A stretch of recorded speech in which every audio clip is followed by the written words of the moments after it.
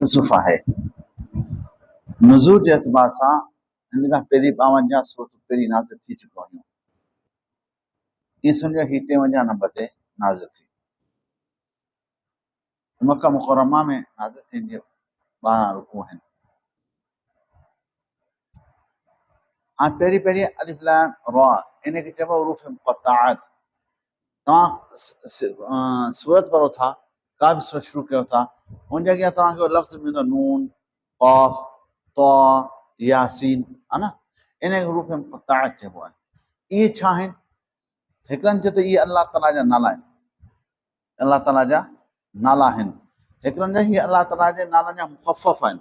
जीअं माण्हू जीअं मुहम्मद अहमद लिखे थो, जीअं तव्हां इख़बार कंदा, इख़बार में निमाइंदनि जा नाला लिखंदा, पहिरियों ई आख़िरी अख़र लिखंदो आहे, हा न, इहो मुख़फ़फ़ हूंदो आहे।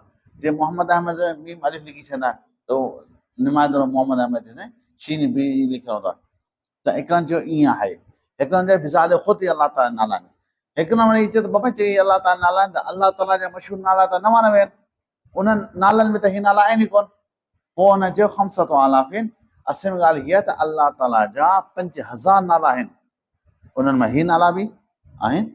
बाक़ी हिनखे अलाह ताला नाज़िल छो फरमायो, इहो इन करे ताकी माण्हू केॾो बि अलामा थी वञे, मुफ़स्सिर थी वञे, मुहद्दिस थी वञे, लेकिन पूरे इल्म खे हासिल करे हासिल नथो करे सघे त माण्हू पंहिंजे पाण खे सम्झे त अञा नाक़िस आहियां, त मूंखे अञा अलिफ लाम रा जी माना बि नथी अचे, मूंखे नून जी माना बि नथी अचे, क़ौफ़ जी माना बि नथी अचे। पोइ फरमाए ही आयत हिन किताब खुलियल किताब जो, क़ुरान शरीफ़ खुलियल किताब आहे, हिन में सभु शइ सॼो इस्लाम हिन में आहे। इहे क़ुरान शरीफ़ छा आहिनि? आयतुनि जो उहो किताब आहे जेको अलाह ताला जी तरफ़ां नाज़िल थियल आहे। अलाह ताला जी तरफ़ां जेके किताब नाज़िल थिया टोटल आसमानी किताब 104 आहिनि, उन में 100 सहीफ़ा आहिनि ऐं 4 वॾा किताब तौरात, इंजील, ज़बूर ऐं क़ुरान शरीफ़, जंहिं मूसा अलैहिस्सलाम, ईसा अलैहिस्सलाम, दाऊद अलैहिस्सलाम नबी साईं ते नाज़िल थिया। ऐं महफ़ूज़ जेको आहे इहो ई क़ुरान आहे। बाक़ी तौरात, इंजील, ज़बूर त इहा बि ख़बर कोन्हे उन्हनि जे आलिमनि खे जेके बाबा उहो कुरियानी ॿोली में नाज़िल थिया या सुरियानी ॿोली में नाज़िल थिया, हुनखे हुननि जे ॿोलियुनि जी बि ख़बर कोन्हे त कहिड़ी ॿोली में नाज़िल थिया। अलाह फरमाए असां क़ुरान में खे अरबी ॿोली में नाज़िल कयोसीं, हीअ अरबी ॿोली में क़ुरान शरीफ़ नाज़िल थियो आहे। उहो पहिरियां तौरात, इंजील, ज़बूर हुया न, उन्हनि जा राहिब जेके आहिनि, पादरी जेके आहिनि, उहे पाण मुतरद्दिद आहिनि, पाण परेशान आहिनि त उहे असुल किताब जेके आहिनि उहे महफ़ूज़ हाणे आहिनि कोन। हाणे उहो इन्हनि ॻाल्हियुनि में इख़्तिलाफ़ आहे त मां तौरात, इंजील, ज़बूर जेका आहिनि इहे सुरियानी ॿोली में या उरियानी ॿोली में, उहो किताब महफ़ूज़ कोन्हे, पर हिन किताब महफ़ूज़ आहे, क़यामत ताईं महफ़ूज़ रहंदो, छो त हिनजी हिफ़ाज़त जो ज़िम्मो अलाह ताला पाण खयो आहे। हाणे फरमाए नहनु क़ुस्सु अलैक, असां तव्हांखे माण्हुनि जो अंबिया इकराम जो ॿियनि माण्हुनि जो ॻाल्हियूं ॿुधाईंदा आहियूं। अहसन क़िसस, सुहिणे नमूने सां। अहसन क़िसस अलाह ताला छो फरमायो? इन करे फरमायो त जेके अंबिया इकराम जूं ॻाल्हियूं अलाह साईं नबी साईं ॿुधायूं त का ॻाल्हि कहिड़े सूरत में, का कहिड़े में, का तोहा में, का यासीन में, का सूरत मरियम में, का ॻाल्हि बनी इसराइल में, का ॻाल्हि सूरत अंबिया में बयानु फरमाई कि मूसा अलैहिस्सलाम जी, इब्राहिम अलैहिस्सलाम जी, हारून अलैहिस्सलाम जी, ईसा अलैहिस्सलाम जी, नूह अलैहिस्सलाम जी, लूत अलैहिस्सलाम जी। पर ही जेका यूसुफ अलैहिस्सलाम जी क़िसो आहे, इहो वाहिद क़िसो आहे त तरतीब सॼी ॻाल्हि हिक ई सूरत में अलाह ताला बयानु कयो। इन करे अलाह ताला फरमायो अहसन क़िसस हिनखे चए। पोइ फरमाए क़ुरान, असां हिन क़ुरान खे वेही करे तो ॾांहुं मोकिलियोसीं, वेही करे तो ॾांहुं मोकिलियोसीं। जिबरील अमीन खणी आयो नबी साईं, साहबा खे ॿुधायो, साहबा ताबीन जा ताबी इहे हलंदो हलंदो इहो अचे असां पहुतो। सम्झो, इहो क़ुरान इहो छा आहे?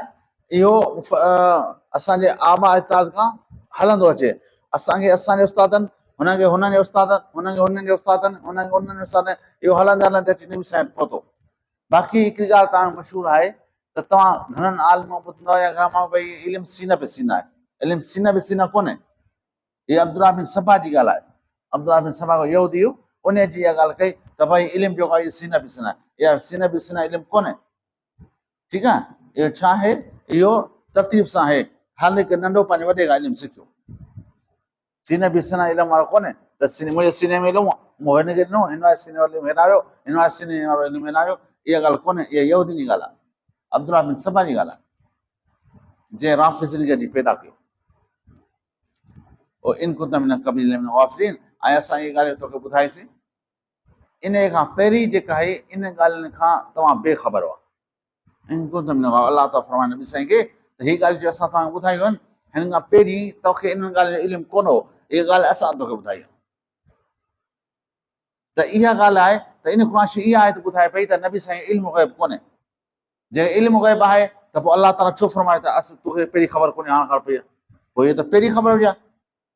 जंहिं जाहिल माण्हू चयो त नबी साईं पंहिंजे माउ जे पेट मां त पूरे क़ुर शरीफ़ जो हाफ़िज़ हुआ, इहा ॻाल्हि जहालत आहे। इहा ॻाल्हि जेका आहे इहा जहालत ते मबनी आहे त नबी साईं पंहिंजे माउ जे पेट में हाफ़िज़ क़ुर हुआ, इहा बिल्कुलु ग़लति ॻाल्हि आहे। जेकर नबी साईं हाफ़िज़ क़ुर हुआ त पोइ वही ख़तमु थी वई न, पोइ सॼो क़ुर नबी साईं खे ख़बर हुई, पोइ जिबरील अमीन अचण जी कहिड़ी ज़रूरत हुई। नबी साईं खे मसला जी साहबा ॿुधाईंदा, साईं जन परेशान थींदा, जेसीं वही जो इंतज़ारु कंदा वही नाज़िल थिए त साहबी खे मसइलो ॿुधायां। हा ईअं हुयो न, जेकॾहिं नबी साईं पहिरीं पंहिंजे माउ जे पेट में हाफ़िज़ हुया त पोइ वही जो इंतज़ारु छाजो, जेको मसइलो मां नबी साईं फरमाईंदा पई ॻाल्हि हीअ। हा तव्हांखे ईअं हूंदो हुयो त नबी साईं जेको मसइलो